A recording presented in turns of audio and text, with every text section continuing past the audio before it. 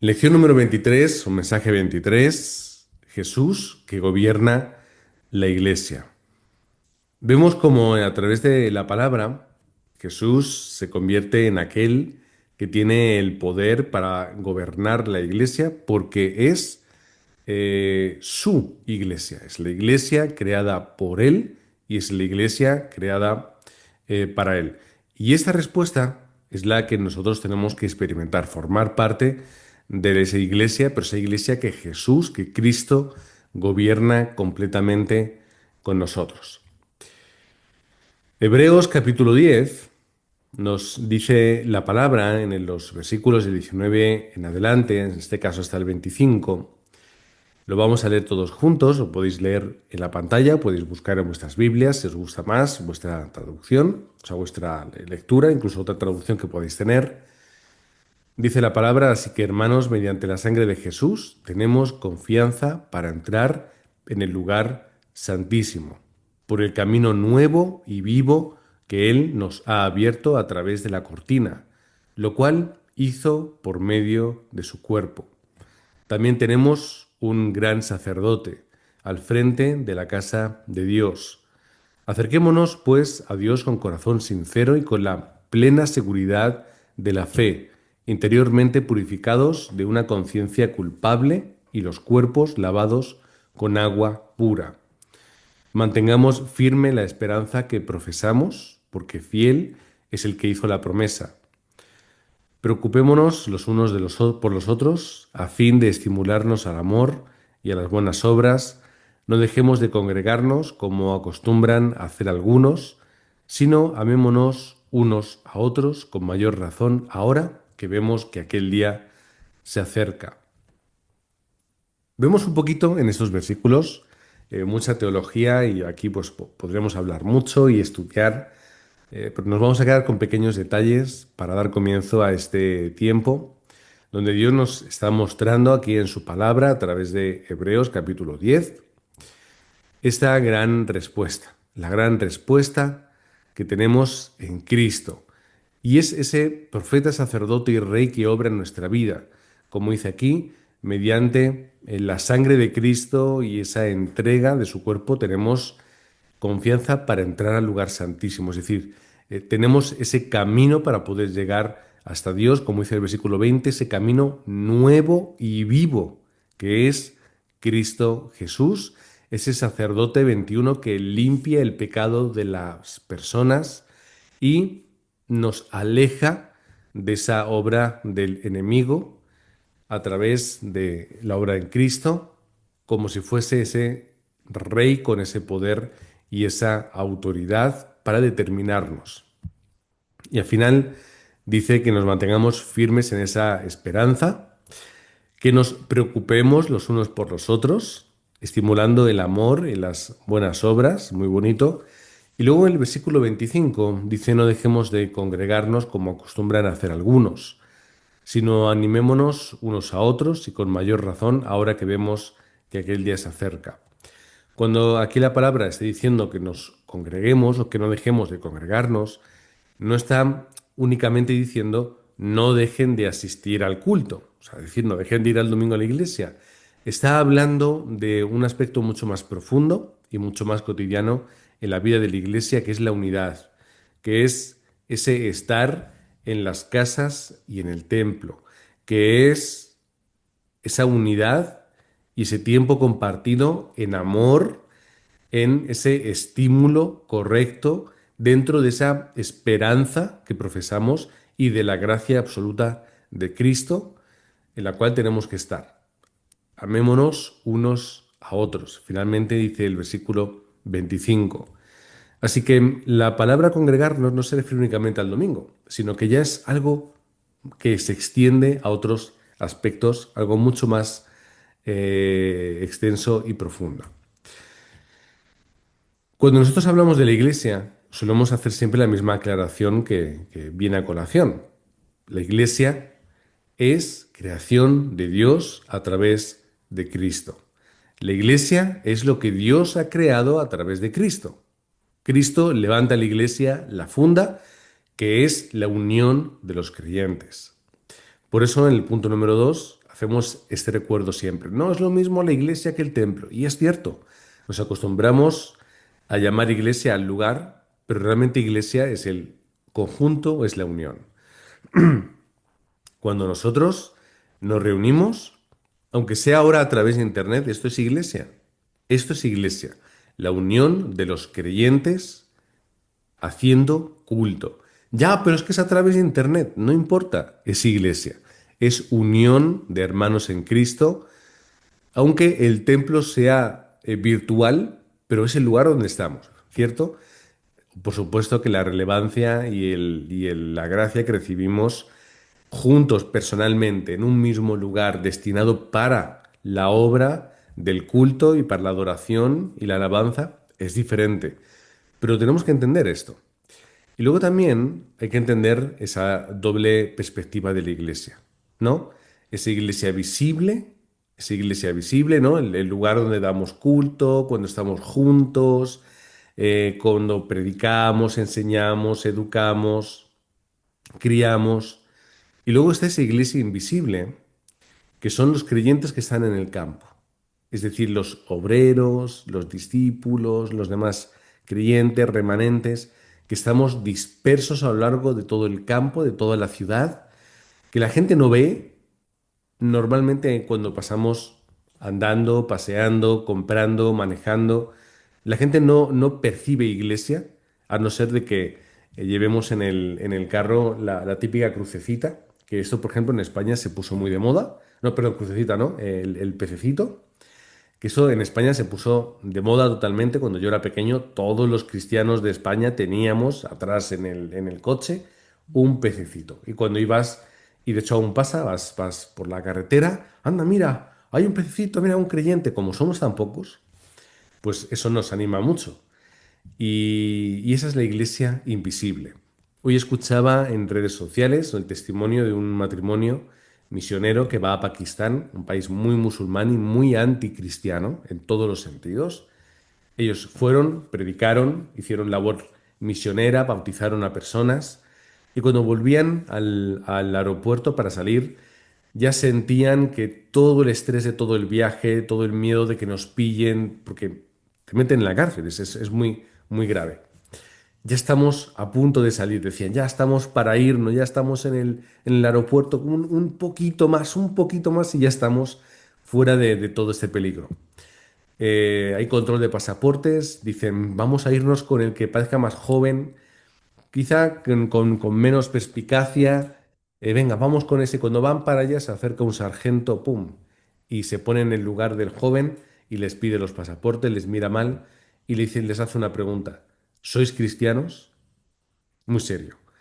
Y dice el chico, dice, mira, en ese momento yo me debatía entre la seguridad, mentir, pero claro, es negar a Cristo. Y yo vivo para Cristo.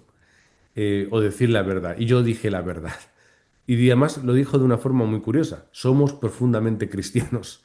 Y entonces el oficial, el sargento, dice por lo bajo, yo también lo soy.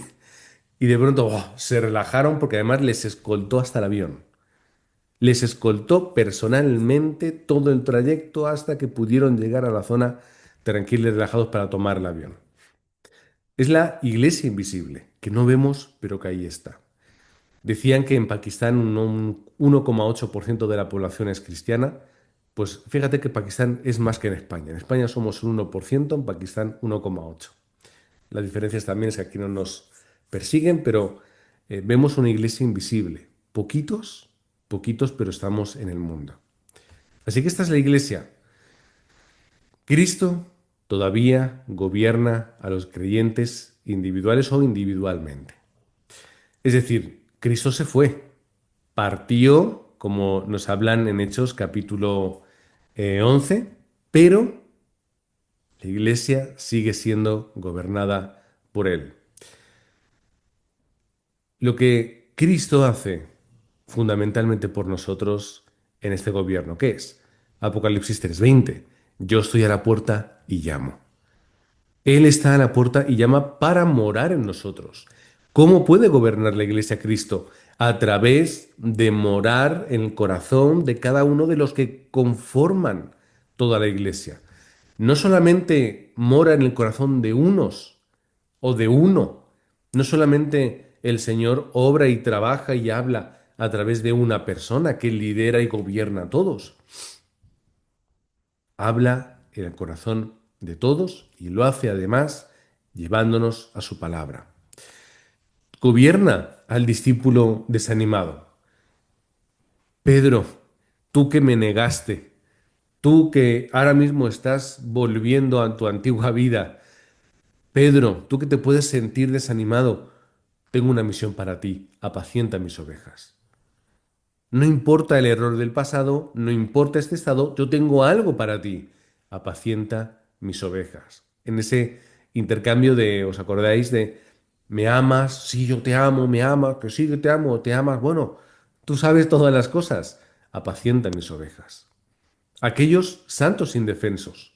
Recordamos que la palabra santo quiere decir aquel guardado para, que en el texto bíblico se utiliza para los creyentes. ¿Vale? La palabra santos en los creyentes somos nosotros. O sea, en la palabra somos los creyentes.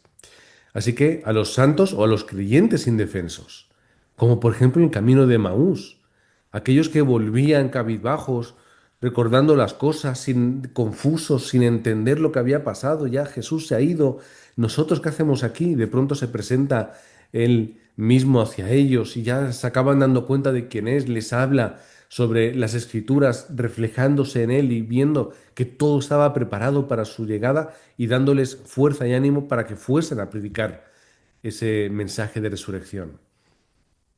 Él gobierna con los que oran. En el capítulo 1, perdón, capítulo 3, versículo 1 en Hechos, cuando van Pedro y Juan a a la oración y van a orar, ¿qué se encuentran? Al que está paralítico y levántate y anda. En el capítulo 12, versículos del 1 al 10, nos encontramos esa iglesia unida en casa de María, la madre de Juan Marcos, porque habían apresado a Jacobo, habían apresado a Pedro y estaban en esa situación tan complicada y juntos estaban haciendo intercesión por ese momento de persecución. Un capítulo después, en el 13, cuando van a enviar la iglesia de Antioquía a los misioneros, ¿qué hacen? Juntos en oración reciben la guía, envían a Pedro y a Bernabé. Y Pedro y Bernabé, cuando salen a predicar el Evangelio como misioneros, también están orando, recibiendo la guía del Espíritu Santo. En el capítulo 16, 13 y 16 nos encontramos también a los discípulos yendo a orar, yendo a ese tiempo de la oración cuando encuentran a Lidia, la vendedora de púrpura. Apocalipsis 8 del 3 al 5 también para que lo podáis leer, todos esos versículos. A los que dan testimonio, también gobierna Cristo. Hechos 7, 56 y 27 del 23 al 24, a los que dan testimonio. Primero, Esteban. ¿Qué es lo que hizo Esteban? Dar testimonio de Cristo, dar testimonio de su resurrección, dar testimonio también de su realidad y naturaleza. Por eso le mataron. Y también la visión de Pablo en el naufragio. Pablo, me es necesario que vayas a ver al César, tienes que ir a ver al César, no te preocupes. Tú que tienes que dar testimonio y que lo estás dando, yo gobierno, controlo todas las circunstancias, toda la situación y cumplo el propósito. Y finalmente, a todos los santos que están en unidad. Varios versículos que tenéis ahí para poder leer cuando hablamos de un cuerpo mediante el Espíritu Santo. La unidad de los creyentes, Dios la gobierna para su gloria y para sus propósitos. Número 7 es un capítulo, es un punto largo. En ese gobierno, ¿cuál es el método de Dios? ¿Cómo Dios gobierna esta iglesia?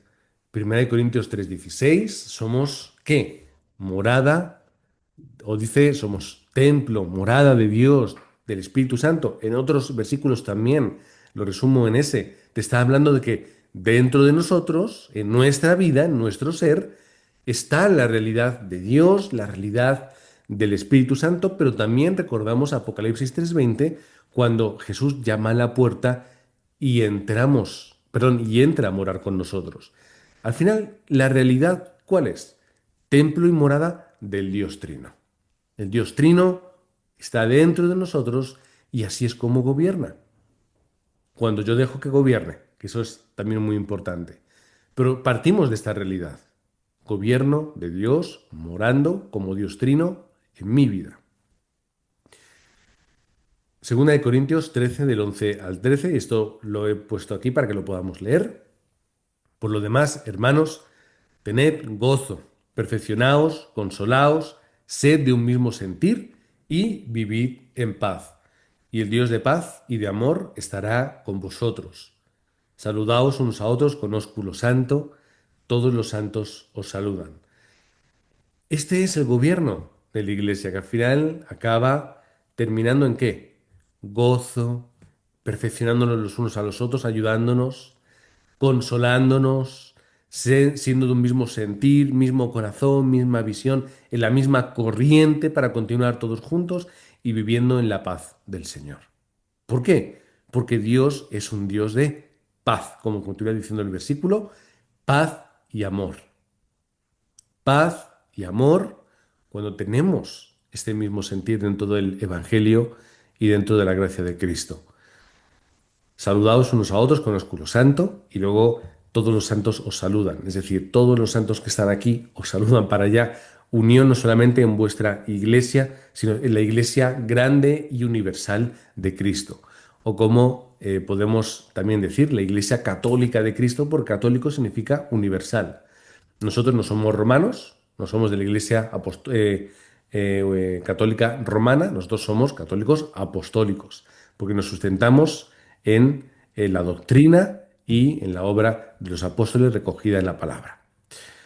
Y en último lugar, el punto número 9 es que Dios gobierna en tres maneras. Y lo vemos en Hechos 1 del 5 al 11.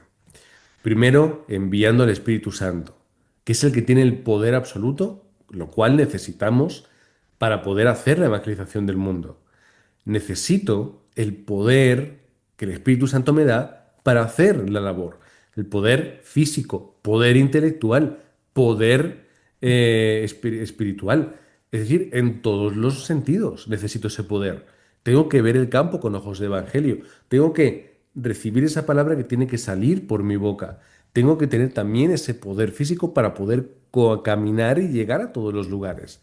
El poder espiritual para sobrepasar todas las cosas, siendo que testigos hasta el último de la tierra, dándole esa guía de la evangelización, Jerusalén, Judea, Samaria, hasta el último de la tierra, partiendo de la misma respuesta que vais a tener aquí, en propia Jerusalén, cómo vais a alcanzar la región, cómo llegaréis hasta Samaria y partiréis a todos los confines de la tierra que podéis siquiera imaginar. Y no solamente a los confines del imperio romano, como se habla muchas veces de ese fin de la tierra que puede ser esa Roma, ¿no? Como la gran ciudad, la gran megápolis que controlaba como centro del imperio, también como ese punto más lejano del imperio, ese final de la tierra que estaba en España, en el Golfo de Finisterre, en Galicia, que así se llama, Finisterre, el fin de la tierra, donde ahí se pensaba que más allá no había nada, el último punto del occidente, sino también de otros territorios y lugares como un poco la tradición nos habla de que los 12 discípulos, bueno, 12, 11, porque Judas ya no fue a ningún sitio, pero que esos discípulos, apóstoles, fueron a otros lugares y predicaron y murieron predicando el Evangelio. Y finalmente esa promesa de su regreso con esa victoria final. Yo voy a volver. Bueno, lo dice los ángeles, ¿no? Ya volverá. Y volverá, como nos dice la palabra, con una victoria. Nos pondrá en gloria. De una forma u otra, que ya sabéis que hay muchas perspectivas, no importa, lo que importa es que volverá. Ahí estamos todos de acuerdo. Las posturas escatológicas parten de ahí en la victoria final de Cristo. Victoria final de Cristo y de los que estamos en Cristo. En segundo lugar, vemos que Jesucristo ahora gobierna sobre todas las iglesias. Sobre todas las iglesias y en el sentido es el de toda la iglesia. Nos vemos las evidencias en el libro del Apocalipsis. Esos versículos están ahí. Como luego el vídeo va a estar en YouTube, pues podéis acudir a él, podéis parar ahí y buscar un poquito los versículos, pero ahí está como Jesucristo gobierna todas las iglesias. Espero que todas las citas estén bien porque no las he repasado últimamente. Y luego nos encontramos con esas bendiciones que Dios tiene para la iglesia. ¿Cuáles son las bendiciones que Dios tiene para la iglesia? Hechos, bueno, ahí los puntos los he puesto mal. Hechos 4 del 32 al 33 es el testimonio y unidad. ¿Qué ocurría en aquel momento? Pues el judaísmo presiona y amenaza a los líderes de la iglesia primitiva, a los apóstoles. ¿Cuál es el resultado? Testimonio y unidad. Seguimos hacia adelante. Tomamos aire, tomamos carrilla y continuamos predicando el Evangelio. Y este es el testimonio, testimonio en toda la ciudad, testimonio en toda la región, en todo el mundo, todos juntos, en oración, todos juntos, en la palabra del Evangelio, todos juntos, con la misma meta.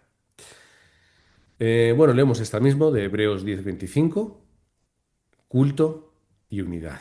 Lo hemos leído anteriormente. Culto y unidad. No dejemos de congregarnos, no dejemos de estar juntos, no dejemos de estar juntos adorando y alabando a Dios, no dejemos de congregarnos con la finalidad de la evangelización del mundo, apoyándonos, amándonos, perfeccionándonos, considerándonos. Esta es la unidad y el culto a Dios con la finalidad de transmitir su palabra. Y primera de Tesalonicenses 1 del 6 al 10, que aunque estemos en tribulación, aunque estemos en problemas, como la iglesia de Tesalónica estaba, aunque haya complicaciones, hay fruto y hay evidencia. Y esta es la respuesta, de que aunque la iglesia de Tesalónica estaba en problemas, fruto y evidencia, ¿por qué? Porque ahí está el Evangelio, porque estamos siendo uno en Cristo, porque no hay nada alrededor que se pueda levantar tan grande como para tapar la obra del Evangelio. Y como los tesalonicenses lo entendían, lo experimentaban y ahí tenían los frutos y las evidencias de ese gobierno absoluto de Dios que provee, que da, que mueve, que maneja, que quita, que pone, que hace lo que tenga que hacer. Pero es una iglesia en esta realidad. Leemos estos versículos, si os parece bien, dice vosotros, venisteis a ser imitadores de nosotros y del Señor, recibiendo la palabra en medio de gran tribulación, con gozo del Espíritu, de tal manera que habéis sido ejemplo a todos los de Macedonia y de Acaya que han creído, porque partiendo de vosotros ha sido divulgada la palabra del Señor, no solo en Macedonia y Acaya, sino que también en todo lugar vuestra fe en Dios se ha extendido, y de modo que nosotros no tenemos necesidad de hablar nada, porque ellos mismos cuentan de nosotros la manera en que nos recibisteis y cómo os convertisteis de los ídolos a Dios para servir al Dios vivo y verdadero, y esperar en los cielos a su Hijo, al cual resucitó de los muertos, a Jesús, quien nos libra de la ira venidera. Esta es la gracia. Tribulación, pero con gozo del Espíritu. Ejemplo para todos. ¿Mm? ¿Y luego qué? La palabra del Señor ha sido divulgada en medio de la tribulación. Pero como hay gozo en el Espíritu, continuamos con lo que tenemos que hacer. Y la fe, el fórum, se ve extendido ¿a qué? A todos. El fórum se sale.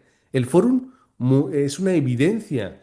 El fórum recorre todos los lugares de las evidencias de la obra de Dios, de la iglesia en Tesalónica. Y así es como se hace el Evangelio.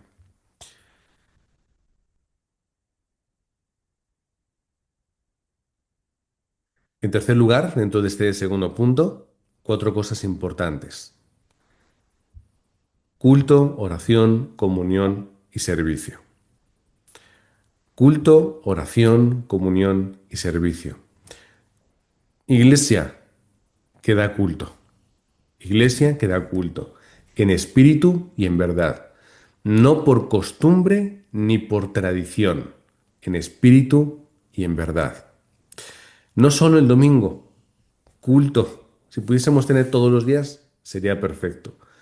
Pero que seamos y formemos parte y animemos a los creyentes a vivir esa vida de culto.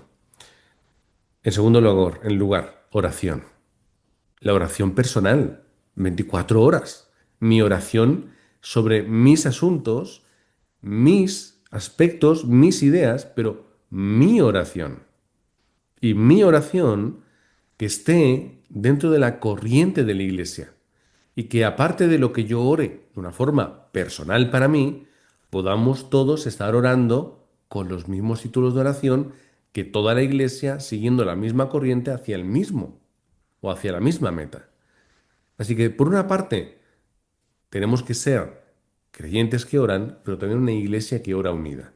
Y cuando digo unida, como me estoy explicando, no me refiero únicamente en el culto de oración, sino con la misma oración, con el mismo corazón y el mismo sentir. Y después la comunión. ¿Qué es la comunión? La unidad. Es estar juntos. Es a través del culto, a través de actividades, conviviendo la iglesia, como dice la palabra sobre la iglesia primitiva, juntos en las casas y en el templo. La comunión, la unidad, pero ¿cómo? La unidad es fácil tenerla cuando caminamos todos en la misma dirección. No solamente en la misma fe en general, sino en la misma dirección. Y finalmente el servicio, dar la vida por los demás. El que amar al prójimo, el servicio, y no hay servicio más grande que el servicio de sacrificar una vida por ganar otra.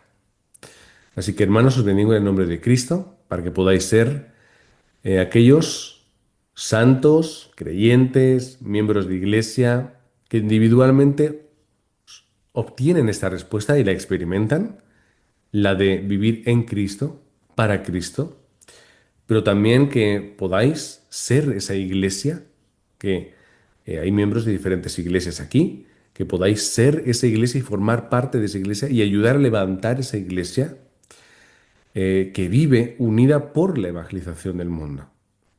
Ay, pastor, es que mi iglesia es muy imperfecta. Pues tú, en tu oración, en esa unión, sirve para ayudar a perfeccionarla. Como hemos leído hoy, de hecho lo podemos volver. Como dice la palabra, estaba por aquí o lo he leído antes. Está hablando de perfeccionarnos los unos a los otros. Versículo 24, estimularnos en amor, buenas obras, ¿cierto? Y ese tipo, de aquí está el versículo, en 2 Corintios 13:11. Por lo demás, hermanos, tened gozo, perfeccionaos, consolaos, sed de un mismo sentir. Eh, lo que vosotros podéis hacer, hacedlo. Lo que podáis ayudar, ayudad. Lo que veáis que falta, ponedlo. Lo que veáis que sobra, quitadlo. Y hacedlo dentro del amor, del respeto y la consideración. Y si el pastor no llega, pues vosotros ayudáis a llegar. Si el pastor esto, pues ayudáis. Y lo primero, todo en oración. Y que cuando vayáis a dar culto, todos juntos, lo hagáis con el mismo corazón, sin problemas, sin rencillas, sin mirar, sin señalar, como una familia que somos en Cristo. Y recordando que es Él, Cristo, quien gobierna la iglesia. Y que Cristo, que es Dios mismo, gobierna desde su trono en el cielo hacia esa iglesia que quiere no solamente salvar, cuidar, proteger y mimar, sino que también quiere comisionar para la evangelización del mundo. Y nosotros pues somos esos obreros que hemos determinado en nuestro corazón no solamente ser iglesia, sino ser dentro de la iglesia esos obreros que vayan, encuentren, levanten discípulos y ayuden también a los miembros de nuestra iglesia a hacerlo. Porque a veces los discípulos también están en nuestras congregaciones donde aquellos que viven cómodos o que viven relajados en la iglesia hay que menearlos un poco para que se den cuenta de cuál es la verdadera misión para sus vidas.